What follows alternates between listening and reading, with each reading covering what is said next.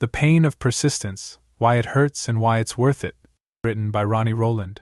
Published by Growth Literacy Lounge. Everyone wants the result. Few want the repetition. The breakthrough, the spotlight, the moment when effort finally meets reward. These are the scenes we dream of. But behind them lies a landscape most never speak of.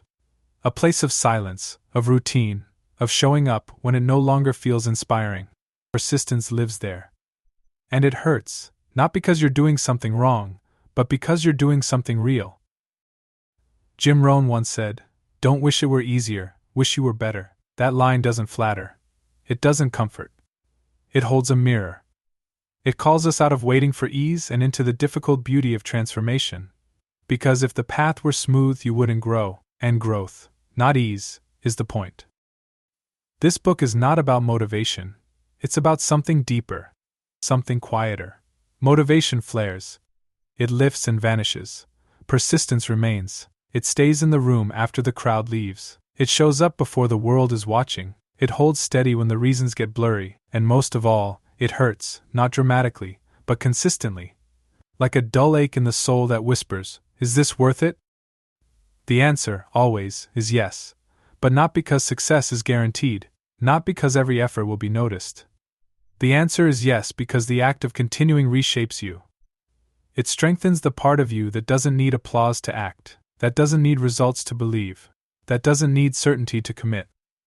What follows is not a manual, not a formula. It is a meditation on the pain of persistence, the ache that comes from doing the work, day after day, when nothing seems to change. It is also a reflection on why that pain is sacred, why it forges something unshakable, why, in the end, it leaves you not just with progress, but with presence. If you are in the middle of something that feels slow, unseen, or quietly unbearable, this book is for you, not to rush you, not to fix you, but to sit beside you, to walk with you, and to remind you, the pain means you're growing, the persistence means you've already begun, and that is enough. Chapter 1: The Invisible Wall. They don't tell you about this part. Not in the speeches, or the biographies, or the sleek highlight reels.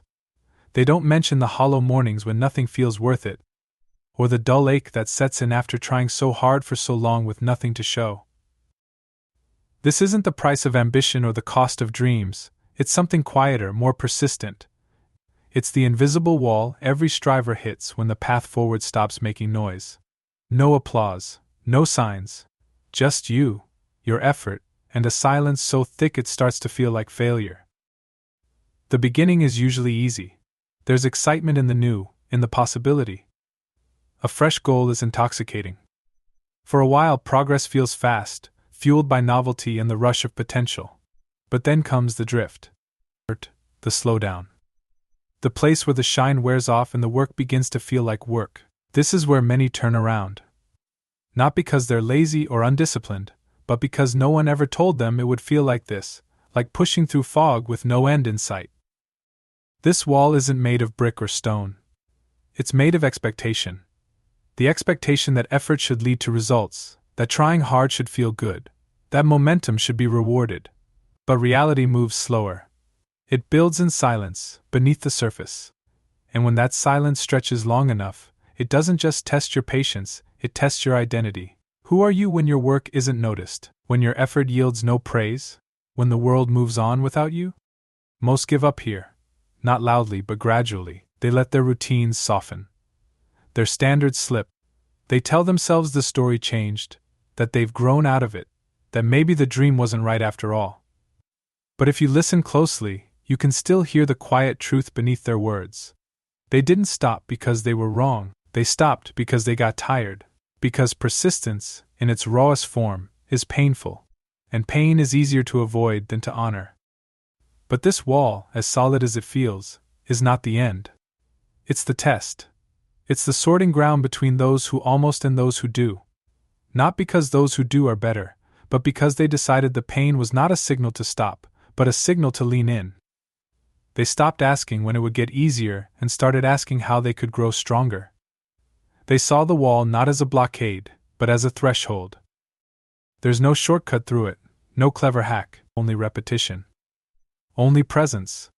Only the choice to keep showing up, not with drama or fury, but with quiet resolve. Day after day. Not for attention, not for proof, but because the work matters more than the reward. Because there's something sacred about continuing when there's no guarantee. In time, the wall doesn't vanish. But it changes. It stops feeling like resistance and starts feeling like weight training. The pain is still there, but it becomes familiar, less frightening, more grounding. You learn to carry it, to grow beneath it, and in that slow, silent transformation, something rare begins to grow: resilience. A kind that doesn't need applause to breathe. A kind that doesn't collapse when the world isn't watching. This is what they don't tell you. That persistence is not a spark, it's a slow burn. That the real work doesn't begin until the rush wears off. That every great thing, every lasting change, is built on the other side of this wall. And that once you've walked through it, you'll never doubt yourself the same way again. Chapter 2: The Mirage of Motivation. There is a sweetness to beginnings, a buoyancy in the first few steps. It's easy to mistake that energy for something permanent. Motivation, at the start, feels like magic. It hums through your chest, floods your vision with clarity, makes the impossible seem close, and so you chase it, trusting it to carry you. But somewhere along the way, it leaves, not loudly, not dramatically, just gone. Like a dream you forget by noon, and in its place, an echo, the stillness where certainty used to live. Motivation was never meant to stay. It's not a partner in the journey, it's the invitation to begin. And yet, so many stand still when it fades, waiting for its return, believing its absence means something is wrong. As if energy must always feel inspired, and effort must always feel good. But what if the drop isn't failure? What if it's the moment the real work begins?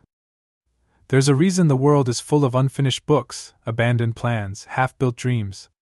Not because people lack talent, or even desire, but because they were taught to worship feeling, to follow only when it feels right. But persistence has no such softness. It asks for your presence even when you're empty. It doesn't wait for sunshine. It shows up in the rain, in the cold, in the dull ache of repetition. It lives not in inspiration, but in choice. The lie is that you need to feel ready. The truth is that readiness is a product of action, not a prerequisite for it.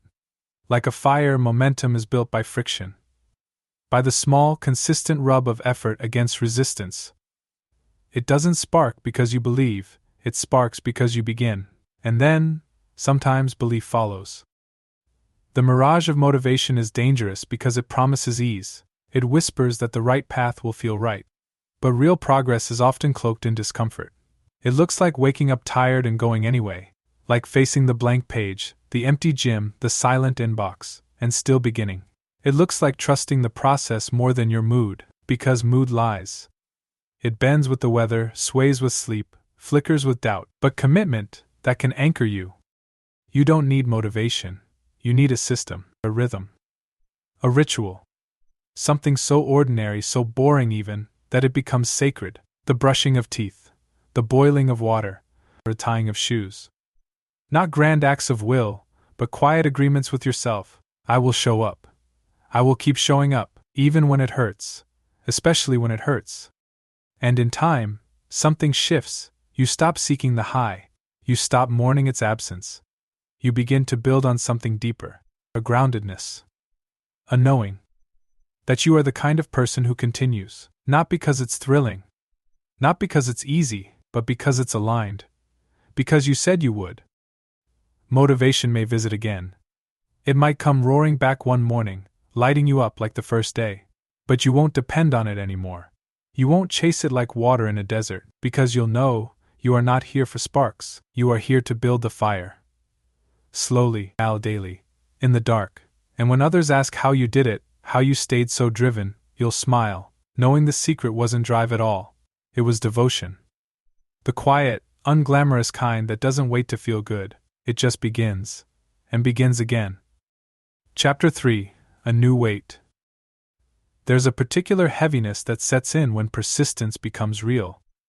It isn't the initial lift of ambition or the strain of newness. It's a deeper, slower weight, the kind that doesn't come from carrying something too big, but from carrying something too long.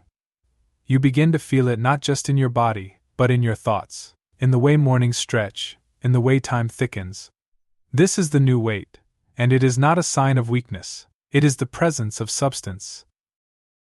Most people think difficulty comes from effort itself. But the real strain is in the maintenance, not in building, but in continuing. When the novelty fades and the goal remains distant, there's a gravitational pull to stop, to pause just for a moment, to loosen your grip on the thing you once held with fire. And the weight whispers to you in these moments, tells you that if it hurts, maybe it's wrong, but that voice doesn't understand depth, it only knows comfort. The truth is, depth always demands discomfort. Roots don't break through soil without resistance, muscles don't grow without strain. The soul doesn't expand without friction. So when the weight arrives, it's not the enemy. It's the signal. The proof that you are moving beyond the surface, beyond ease, and into the realm of real change. You might feel slower now, less inspired, or doubtful. That is part of the cost, and yet, beneath all that, there is something forming, an internal scaffolding. A sturdiness. With every repetition, every decision to begin again, the structure builds, invisible to the world, but unmistakable to you, and this is where persistence transforms. No longer just a repeated action, but a practice of becoming. The world will not notice this weight. It will not applaud your endurance. It will not see the discipline it takes to rise each day, to hold steady when the winds of emotion scream for release. But that's what makes it yours. What makes it real? What gives it meaning? This isn't about proving something anymore. It's about becoming something more durable than motivation, more resilient than inspiration. There's a quiet beauty in this weight.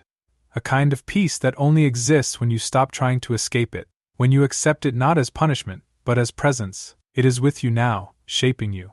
Not quickly, not loudly, but completely, and in that you begin to shift. From someone chasing a result to someone rooted in the process. From someone seeking ease to someone who can hold tension.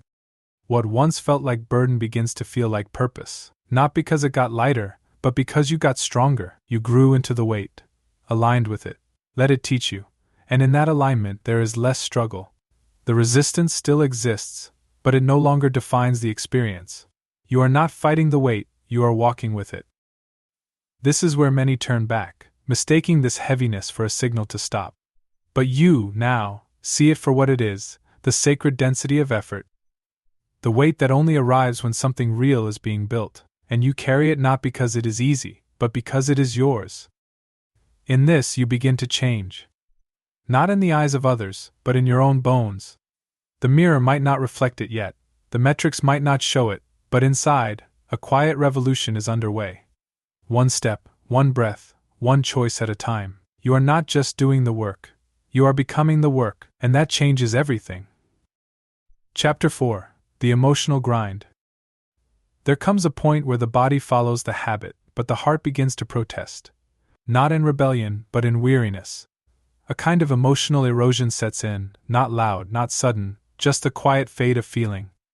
You keep doing what you said you would do, but the fire feels distant. The grind begins not in your muscles, but in your spirit. It's not the task that exhausts you. It's the repetition without reward, the effort without echo. At first, effort feels noble. You tell yourself stories about grit, about sacrifice. You romanticize the process. But over time, the poetry thins, the early mornings lose their magic, the late nights become fog. You start to question not just the outcome, but the path itself, and in that questioning, the emotional grind deepens. This is not a loss of faith, it's a transition, a movement from motivation to meaning. Because true persistence is not fueled by emotion. Emotion may start the journey, but it cannot sustain it. It fluctuates, it forgets, it falters. What carries you through the dullness, through the days that stretch and blur, is something less flashy, something steadier. Commitment, yes, but also clarity. A quiet kind of loyalty to what matters, even when it doesn't feel good. The grind teaches you this. It strips away illusions. It reveals what's left when the romance dissolves, when you keep showing up not because it feels right, but because you are building something that requires more than feeling: a life, a self, a rhythm.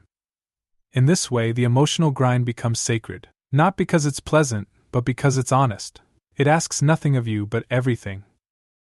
You begin to realize that the most meaningful parts of progress are invisible, that no one will witness the battles you fight in silence, that the real trophies are internal, the patience you learn, the resilience you forge, the dignity you grow into.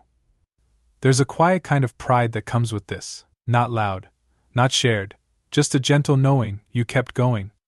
The world often rewards the loud, the visible, and the celebrated. But the most transformative growth happens in the quiet, unphotographed hours, when you are alone with your effort, when the only witness is your own reflection. And it's in these hours that you begin to trust yourself in a new way. Not because of what you've achieved, but because of what you've endured. The grind does not care about your mood, it does not wait for your inspiration. It asks only that you return, again and again, and with each return, you are shaped, not all at once, not with fireworks, but in layers. Thin, almost imperceptible layers, until one day you look up, and the weight feels different, not lighter, but more integrated. Less of a burden, more of a home. This is the paradox of the emotional grind. It feels like depletion, but it builds depth. It feels like sacrifice, but it grows soul. And while others may not see it, may not understand why you keep going, you will know. You will feel it in the steadiness of your breath, in the calm of your discipline, in the echo of your own footsteps continuing forward. There is no glory in this part, no accolades, no spotlight. Just the rhythm of repetition, and the quiet strength that forms in the doing, and that is enough. Because this strength is not performative, it's foundational. It's not about proving anything, it's about becoming someone who doesn't need to. Chapter 5. Letting Go of Applause. There's a moment in every journey when the cheers grow faint. Not because you've failed, but because the world has turned its attention elsewhere. The novelty of your beginning has passed, and with it, the easy encouragement. In that quiet, you begin to feel the absence, the silence that follows effort, the stillness that follows sharing. It's not rejection, it's something more elusive, indifference, and in that, a deeper truth emerges. If you continue now, it must be for reasons that are no longer external. Applause is addictive. Its echo lingers in your memory, reminding you how it once felt to be seen, validated, and praised. But applause is also fleeting. It depends on things you cannot control: timing, taste, attention spans. And when your progress stretches beyond the cycle of fascination, when your path becomes too long or too ordinary for headlines, the clapping stops. That's when you discover who you're really walking for. Letting go of applause doesn't mean you no longer care, it means you've matured, that your commitment is no longer anchored in approval, that your value no longer sways with the volume of validation. You begin to trade attention for alignment. You stop measuring your worth by reaction and start measuring it by truth. This shift is subtle, but seismic. It moves you from performance to presence. There's pain in this process. A loneliness, a quiet sense of invisibility. But there's also power, because in the absence of external reward, you learn to hear your own voice more clearly, to listen not for cheers, but for resonance. You become the audience, the witness, the one who sees the effort, even when no one else is watching. And in that self-recognition, you find a steadiness the crowd could never offer. This is the heart of persistence, not the dramatic surge, but the soft return. The daily decision to keep going, even when no one acknowledges your steps, to treat your practice as sacred, not because others say so, but because you've seen what it does to you, how it shapes your integrity, how it teaches you discipline without spectacle, how it builds a quiet dignity beneath the surface. There is a kind of freedom here. When you no longer depend on applause, you move differently. You take risks not for reaction, but for growth. You make choices that align with your values, not just your visibility. You stop trying to be impressive and start trying to be real. You leave the theater and step into your life. Of course, applause may return. There will be moments when the world claps again, when someone sees what you've built and admires it. But by then, you won't need it. It will be a sweet surprise, not a source of oxygen, because you'll have learned to breathe on your own. This detachment doesn't mean detachment from care. You still care deeply about your craft, your purpose, your growth, but that care is no longer for show. It's rooted, it's mature, it's resilient, and that makes all the difference. To persist without applause is to affirm your path not with noise, but with presence, and to let your effort be enough. To let your rhythm be your reward. And in that space you discover something rare, the ability to continue, not because others believe in you, but because you do. Chapter 6: The Return to Rhythm. After the noise fades and the applause dissolves into silence, what remains is the pattern. Not a race, not a crescendo, but a quiet rhythm, steady, grounded, unremarkable to the world, but deeply alive within. At first it feels unfamiliar. When you've spent so long chasing energy spikes and breakthrough moments, the return to rhythm feels like a step backward. But it's not regression, it's refinement, a transition from performing progress to embodying it. Rhythm doesn't ask you to be spectacular. It doesn't require fanfare. It invites you to participate in your own life with regularity, to keep time with what matters. To move not because of urgency, but because of alignment. There is a steadiness here that outlasts adrenaline, a kind of pulse that keeps beating even when nothing appears to be happening. We often confuse intensity with effectiveness. We believe that only the loud, the bold, the exhausting movements are signs of real effort. But rhythm teaches a different truth, that repetition builds more than drama ever could. That small actions, returned to again and again, carry more power than a single explosion of will. That there is a deep wisdom in the mundane. Returning to rhythm requires surrender. You let go of the obsession with outcomes, with timelines, with speed. You stop counting progress by what others can see. Instead, you measure by your own return rate.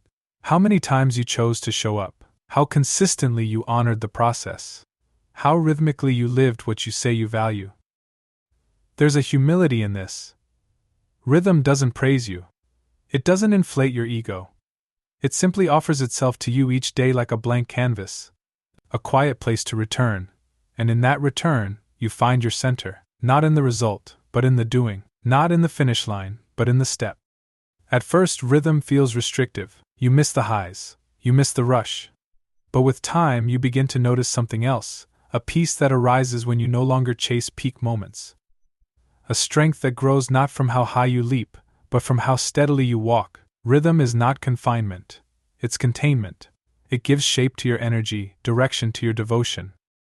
And in this steadiness, something unexpected happens. Progress accelerates, not through force, but through flow. You start to recognize the difference between effort that's aligned and effort that's anxious. You no longer burn out, because you're not burning at all, you're glowing, slowly, steadily, like an ember that refuses to die. The return to rhythm is a return to yourself, to your internal tempo, to the truth that growth is not found in the sprint, but in the stride. That meaning lives not in the finish, but in the frequency. That becoming is less about intensity and more about intimacy with your own pattern of persistence. So you keep walking, not because you must, but because you're in sync now. The effort feels less like labor and more like language, a way your body speaks to your future, a rhythm your soul remembers. And each step, each return, deepens the beat. This is not about perfection, not about never missing a day or never losing pace. Rhythm forgives. It allows for pauses. What matters is the return, the willingness to come back to center, to step into the same place, and see it as new, to keep time with yourself in a world that only claps for crescendo. And in that return, in that rhythm, you become unshakable. Not because you're loud, but because you're consistent. Not because you arrive in a blaze, but because you never left. Chapter 7: The Shape of Small Wins. Persistence reshapes your relationship with scale. You stop waiting for the grand victory, the headline moment, the clear and irrefutable sign that you've made it. You begin to notice something quieter, small wins, subtle shifts, silent affirmations that whisper instead of roar. These are not the moments others celebrate, but the ones that build your foundation. They are often missed, even by you, unless you've trained your eyes to see them. The world teaches you to chase big changes, big goals, big gestures, but persistence moves differently. It builds in fractions, it grows in minutes. It transforms in the space between obvious milestones. A small win might look like saying no when you would have once said yes. Like finishing the task instead of abandoning it halfway. Like waking up and beginning, again, tiny victories. Invisible to others, but undeniable in how they accumulate. There's a kind of grace in learning to notice these moments. Not because they are enough to satisfy the ego, but because they nourish the spirit. They remind you that change is happening, even when it's not loud, that your effort is not wasted, that the act of continuing is itself a form of success. The shape of small wins is irregular. Sometimes they come as ease where there was once resistance. Other times, as clarity in a place once filled with confusion. They arrive not on schedule, but through the rhythm of repetition. And when they do, they reframe your entire story, not as a series of dramatic leaps, but as a quiet evolution. You learn to stop measuring progress by outcome. Instead, you start measuring it by return. How many times did you show up today? How many times did you honor the process? Did you move forward, even a fraction? These become your new metrics, not for perfection, but for presence, not for speed, but for sustainability. And with this shift comes freedom. You no longer wait for the world to validate your path. You validate it yourself, in the way you notice your own growth, in the way you pause to recognize that something that once felt hard now feels natural, in the way you hold the line, not because you must, but because you choose to. Small wins teach you trust. They show you that big change is not something that happens to you, it's something you build, quietly, repeatedly, with patience and care. They teach you to stop chasing breakthroughs and start honoring the breakthrough that is already happening inside you, not tomorrow but now. Not when you arrive, but while you walk. And perhaps most importantly, they teach you to stay. Because when you know how to see small wins, you no longer need the promise of a finish line to feel progress. You no longer crave external proof to continue. You are nourished by your own movement, or by your own effort. By the quiet, consistent unfolding of becoming. This is the shape of real transformation. It is not sudden. It is not cinematic. It is cellular. A slow build. A gentle shift. And in time, those small wins compound. They become your new normal. What once required effort becomes instinct. What once felt impossible becomes routine. And in that quiet accumulation, you change, not all at once, but for good. So let the world chase fireworks. You are building something steadier. Something deeper. Something that lasts. And the evidence is all around you, if you've learned how to see it. Chapter 8. The Grace of Grit. There's a misconception about grit, that it must be hard, punishing, relentless in a way that leaves you breathless. The word itself sounds rough, carved from something jagged, but when grit matures, it softens. It finds rhythm, even grace. It's not the grinding of metal against metal. It's the slow, steady polish of stone by water, gentle, consistent, unyielding in its devotion. This is the grace of grit, the power to continue not with strain, but with ease born from alignment. In the beginning, grit often wears a mask of force. It looks like pushing through, like battling every barrier with teeth clenched. That version works, for a while, but it burns hot and fast. It needs fuel, usually fear or pride, and it exhausts the body. Real grit, the kind that lasts, doesn't shout. It hums. It shows up in repetition, in the quiet acceptance that the path is long, and that walking it matters more than finishing it fast. This kind of grit is not violent. It does not tear at the world to prove itself. It adapts. It listens. It lets the terrain shape its steps. Graceful grit is intelligent. It knows that sometimes the strongest action is to pause, and the bravest choice is to continue slowly. It isn't fragile, but it is fluid, and in that fluidity it finds endurance. You begin to embody this when you stop equating effort with drama, when you no longer need your struggle to be visible to feel its value. When persistence becomes a part of your character, rather than an act of will, you are no longer performing strength, you are living it. And in that shift, the harshness falls away. Graceful grit knows that consistency is more powerful than intensity. That what you do every day matters more than what you do once in a while with great flourish. It trusts the compound effect of effort, the way a single drop of water, repeated over time, can sculpt stone. It is slow, but it is inevitable, and that inevitability brings peace. This version of grit also carries compassion. It doesn't berate you for needing rest. It doesn't shame you for slipping. It invites you back into rhythm, into alignment. It whispers rather than commands. It understands that real persistence includes softness. That resilience is not the absence of struggle, but the ability to stay kind to yourself within it. There's a quiet beauty in this kind of strength. It doesn't demand recognition. It doesn't need applause. It finds satisfaction in showing up with integrity, in continuing because it matters, even when it's invisible. This is not the kind of grit you wear like armor. It's the kind you carry like breath, effortless in its rhythm, essential in its presence. Over time, you may find that your relationship with effort has transformed. What once felt like pushing now feels like flow. What once drained you now grounds you. You've let go of the need to struggle, and in doing so, you've found a new kind of power, one that doesn't burn out, because it isn't burning up. This is the grace of grit. Not a violent pursuit, but a quiet return. Not a shout, but a vow. Not a sprint, but a sacred pace. You walk with it, and it walks with you. Not to prove anything. Just to become something steady, something enduring. Something true. Chapter 9. Trusting the Dry Season. There are seasons when the sky goes quiet. When the momentum you once felt dissolves, and even the smallest effort feels unanswered. You keep doing the work, but nothing blooms. The feedback is faint, the outcomes stall, and a creeping doubt begins to whisper. It tells you maybe this isn't working. Maybe you've lost it. Maybe it's time to stop, but this is not failure. This is the dry season, a space between visible growth. And learning to trust it is part of the journey. In the dry season, results do not announce themselves. Success hides beneath the surface. Like seeds resting in hardened soil, nothing appears to be happening, but underneath, roots are stretching, systems are strengthening. The foundation is preparing for something unseen, and yet, it feels barren. Your confidence thins, or your vision blurs. You begin to question the validity of your path, but persistence doesn't rely on weather. It relies on rhythm.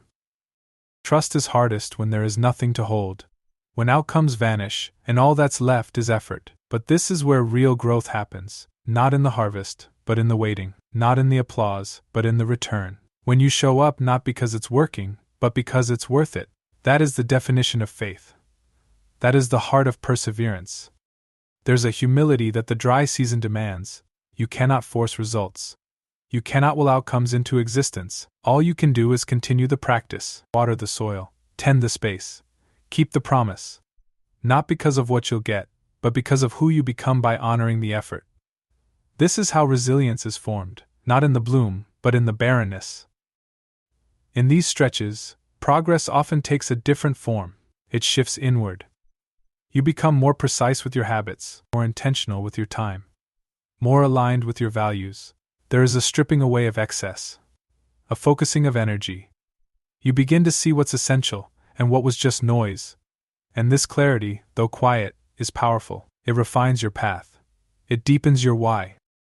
To trust the dry season is to release your attachment to visibility. To stop measuring your worth by how things look, and start grounding it in how you show up. It's a return to inner metrics, consistency, courage, honesty. These are harder to track, but infinitely more durable. Because they build the kind of self that doesn't collapse when things go silent. Most turn back here. Not because they weren't capable, but because they mistook silence for absence. They believed the dry season meant emptiness. But you now understand, this is a different kind of nourishment. One that doesn't feed your ego, but feeds your roots. And roots, though hidden, are everything. You learn to stop pleading with the sky. You stop begging for signs. You settle into the work itself. The quiet, daily motion of doing what must be done, out of honoring the path without knowing where it leads. And over time, this becomes enough. Not because it's easy, but because it's real. And eventually, though you do not know when, the season changes, the sky softens. A small bloom appears, and it will not be loud, not dramatic, but it will be yours. Not a miracle, but a result of persistence, a quiet echo of every unseen step, a reflection of what it means to stay.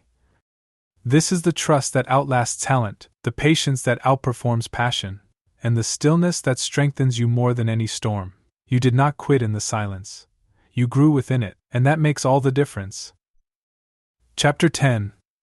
The work the world doesn't see. There's a kind of work that lives beneath the surface. It doesn't announce itself. It doesn't shine or shout. It doesn't beg for recognition. It's the invisible effort, the hours no one tracks, the decisions no one celebrates, the quiet persistence that builds in the background. This is the work the world doesn't see, and yet it is the work that makes all the difference. Every path worth walking is littered with unseen moments. Early mornings where you begin before the sun, late nights spent revising, reworking, rethinking. The times you say no to comfort. The times you return, again and again without certainty. No one documents these hours. There are no photos, no applause, no viral posts. Just you, in silence, doing what you said you'd do. It can be disheartening at first. To labor in the dark while others shine in the light. To watch louder efforts be celebrated while your quiet consistency goes unnoticed. But that's the nature of real growth. It happens slowly, invisibly, like erosion shaping stone. It doesn't ask for attention. It asks for depth. The world is drawn to outcomes, but outcomes are misleading. They're the visible tip of a much larger structure. Beneath every success is a foundation of repetition, of choices made without fanfare, or of standards upheld when it would have been easier to soften, and that foundation, though invisible, is everything. To persist without witness is to reclaim your power, to stop outsourcing your worth to validation, or to find fulfillment not in the response, but in the integrity of your effort. You begin to see your work not as a means to praise, but as an expression of alignment, a mirror of your values, a daily practice of who you are becoming. This doesn't mean you stop caring, it means you start caring differently. You care more about consistency than visibility, more about truth than traction, more about growth than glory, and in that recalibration, something shifts. You begin to build from the inside out. You no longer chase the spotlight, you become the source. There is peace in this, in knowing that you don't need to prove your effort, that your value isn't tied to how loudly you're seen, but to how deeply you live. The work you do in silence is not less important, it's more sacred. It's where character is forged, where discipline is refined, where trust in yourself is made real. Invisibility becomes a gift. A place to experiment, to fail, to improve without pressure. You no longer perform, you practice. You no longer chase applause, you chase truth. And truth, though quiet, echoes far longer than noise. Over time, the results come. They always do. But by then you are different. You are no longer moved by attention. You are anchored in intention. The recognition, if it arrives, is a byproduct, not a fuel, because your real reward was never external. It was the quiet power of knowing you showed up, that you kept your word, that you built something honest.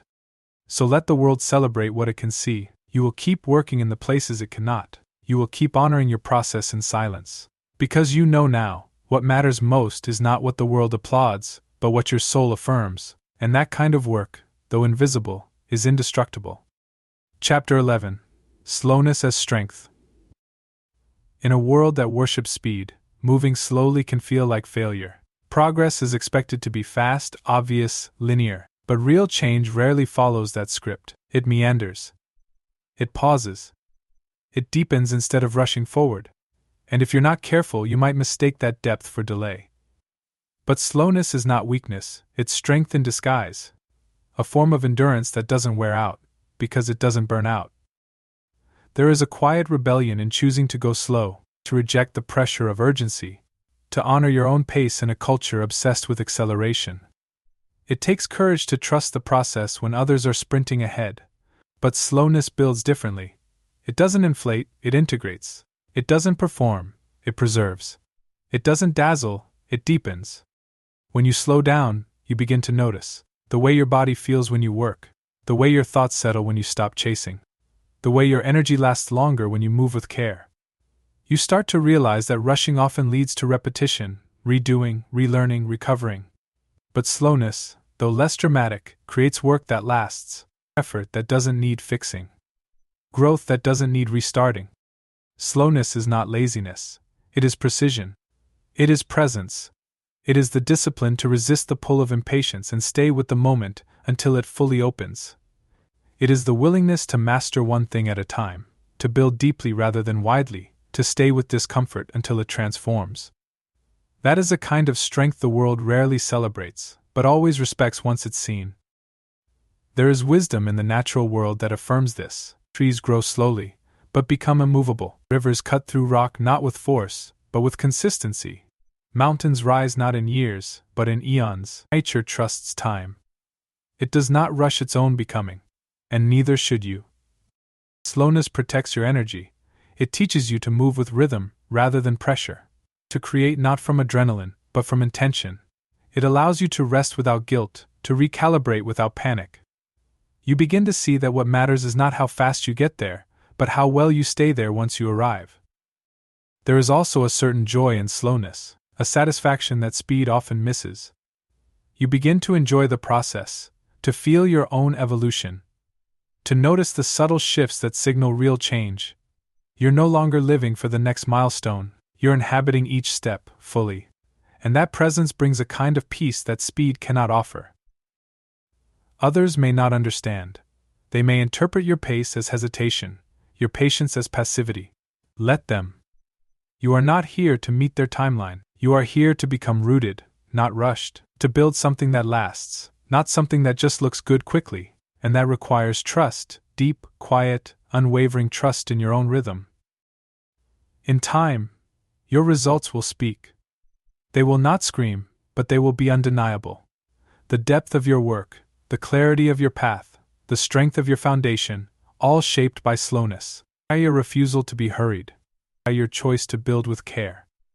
So let others chase fast. You are moving differently now, not to win a race, but to walk your path with presence, not to impress, but to endure, not to arrive quickly, but to arrive whole. Chapter 12: The Becoming. At some point, without warning, you realize you are no longer the same. Not because a single moment changed everything, but because something inside you has slowly, quietly shifted. You look back and the path feels both familiar and distant, like a trail you carved through fog. The metrics that once obsessed you feel quieter now. The comparison fades. The noise recedes, and in that stillness you meet yourself, someone forged not in success, but in persistence. You did not arrive by accident. You arrived by repetition. By the decision to begin again when it didn't feel good, by choosing to hold the line when it would have been easier to let go. You were shaped in silence, in the dull ache of effort, in the unnoticed hours, in the discipline no one applauded. This is the becoming, not an achievement, but a transformation. There is no ceremony for this kind of change, no banner or spotlight. It is internal, almost invisible. You don't wake up with a trumpet. You simply notice that you no longer question whether you can trust yourself. You no longer need the external to validate the internal.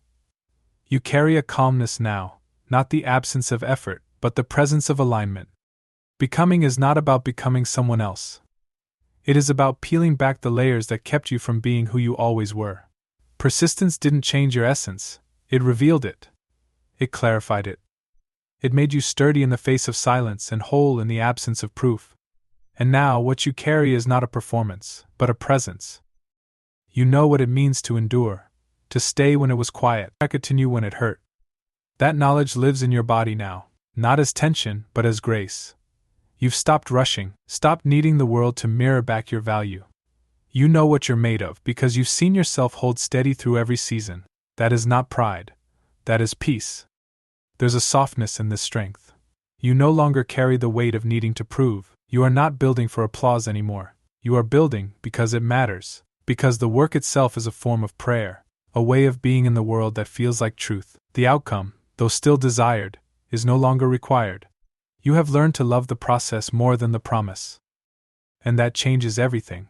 It frees you. You can show up fully, without grasping. You can take risks without fear of collapse. You can rest without guilt, because you know rest is part of the rhythm. You trust the ebb as much as the flow. You've made peace with the cycle, and in doing so, you've made peace with yourself. This is not the end of the journey. It's a new beginning. A different chapter, one where you are not driven by lack, but by love, not by desperation, but devotion. The same path, but now walked from a place of wholeness. That is the gift of persistence, not just what you achieve, but who you become while you wait, while you work, while you continue. So here you are, Not finished, but formed. Not complete, but clear. And in that clarity, a quiet joy arises, not for what's been done, but for who you now are, not for the applause, but for the presence, not for the arrival, but for the endurance. Because in the end, the becoming was never about what you would get, it was about who you would become. And now you know. Take care and be well.